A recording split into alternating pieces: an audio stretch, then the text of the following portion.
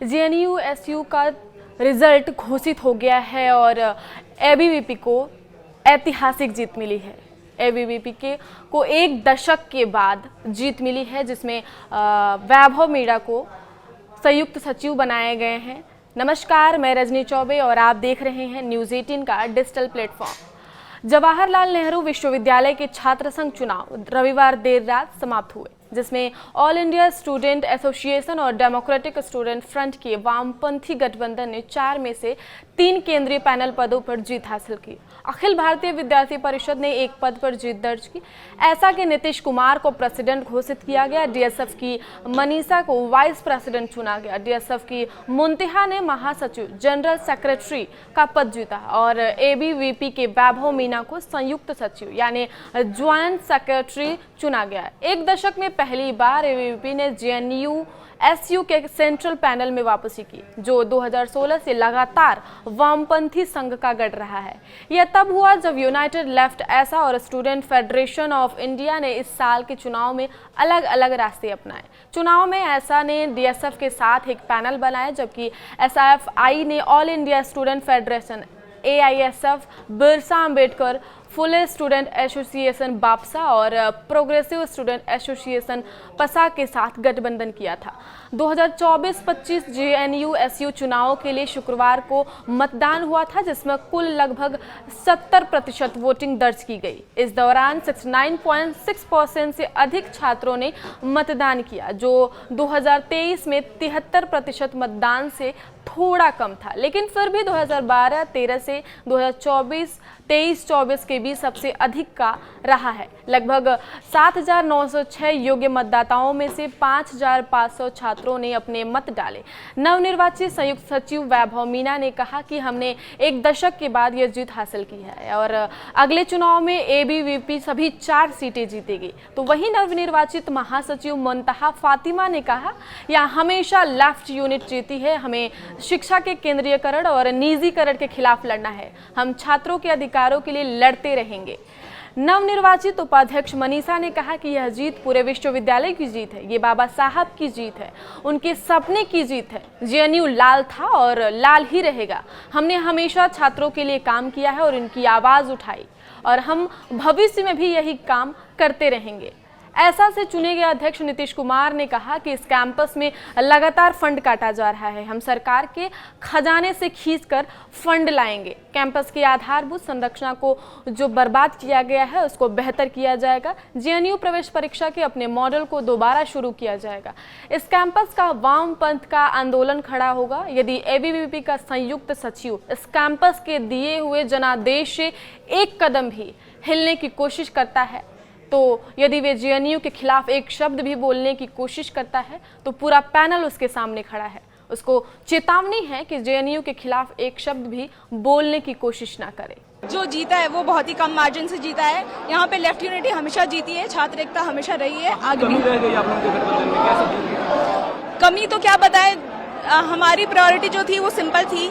हमें इस जो छात्र विरोधी सरकार है उसके अगेंस्ट खड़ा रहना था। एबीवीपी और जो आरएसएस है, जो एडमिनिस्ट्रेशन है, उनका नेक्सस, उसके साथ खड़ा रहना था और हम लोग अभी भी खड़े हुए हैं। तो बेसिकली हमारी प्रायोरिटी बिल्कुल क्लियर थी। बाकियों की प्रायोरिटी शायद डिफरेंट होगी। एक साल में क्या प्रायोरिटी रहने वाली है कैंपस को लेकर के आप लोगों के लिए? बस यही है कि हमारा जो कैंपस है उसका जो हम देख रहे हैं कैसे लगातार सेंट्रलाइजेशन और प्राइवेटाइजेशन ऑफ एजुकेशन हो रहा है। हमारे right to speech, right to resistance जैसी चीज़ों को हमारी जो एडमिन है वो सीपीओ मैनुअल जैसी चीज़ें लाके उसके ऊपर अटैक कर रही है। तो हम लोग इसी के ऊपर लड़ेंगे। हम लोग देख रहे हैं जेएनयू में कैसे जो जेएनयू जाना जाता था अपने प्रोग्रेसिव एडमिशन पॉलिसी के लिए, वो हटाया जा रहा है। आप देख रहे हैं फीमेल रिसर्च कॉलेज कम होते जा रहे हैं और उनके लिए जो डिप्राइवेशन पॉइंट्स है वो कम हो रहे हैं। तो इस सब के लिए हमारी लड़ाई जारी रहेगी। जी, ये वाइस प्रेसिडेंट बन गई हूँ, लेकिन ये जो जीत है वो पूरी के पूरे कैंपस की जीत है और ये जीत है बाबा साहेब की जीत है, बाबा साहेब के सपने की जीत है।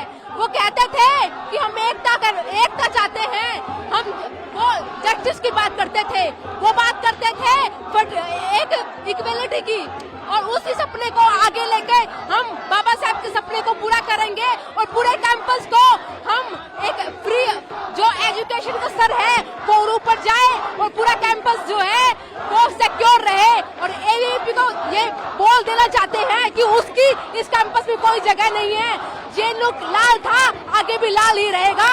और हम आज भी, हम कल भी जीते थे, आगे भी जीतेंगे और कल भी छात्र के साथ थे, आगे भी छात्र के साथ रहेंगे, छात्रों के हित में काम करेंगे। जय भीम, लाल सलाम। ये जेएनयू पर जो लगातार 10 सालों से अटैक है, ये उस भाजपा सरकार की लगातार इस कैंपस में जो फंड को काटा जा रहा है, जो इंफ्रास्ट्रक्चर को बर्बाद किया जा रहा है, ये जेएनयू जो लगातार 10 सालों से इस कैंपस में भाजपा के फुट सोल्जर एबीवीपी को हरा रहा है, ये फिर से उसको एक चेतावनी है कि जेएनयू की तरफ अपनी नजर मत दिखाइए, क्योंकि जेएनयू खड़ा रहेगा और आपको हर कदम पर हराएगा और डिफीट करेगा। यही मैंडेट है इस कैंपस का।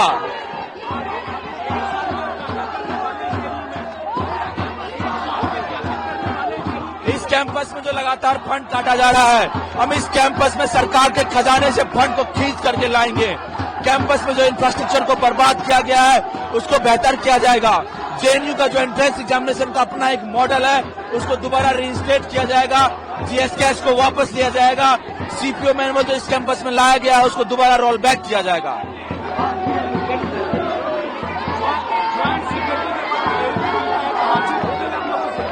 इस कैंपस का वामपंथ का आंदोलन खड़ा है। यदि एबीवीपी का ज्वाइंट सेक्रेटरी इस कैंपस के दिए हुए मैंडेट से एक कदम भी इधर उधर हिलने की कोशिश करता है और यदि वो जेएनयू के खिलाफ एक शब्द भी बोलने की कोशिश करेगा, तो ये पूरा का पूरा पैनल उसके सामने खड़ा होगा और उसको नेस्तनाबूद कर देगा। तो उसको एक चेतावनी है कि जेएनयू के खिलाफ एक शब्द भी बोलने की कोशिश नहीं करे। ये कैंपस लगातार उन लोगों के साथ खड़ा है जो इस कैंपस के संघर्षों के साथ खड़ा है। इस कैंपस में आयशा तमाम स्टूडेंट्स के संघर्षों के साथ 365 दिन 24 घंटे और एक एक सेकंड खड़ा रहता है और ये उसी संघर्ष की जीत है कि आज हम यहाँ पर खड़े हैं। आगे की खबरों के लिए देखते रहिए न्यूज़ 18 का डिजिटल प्लेटफॉर्म। धन्यवाद।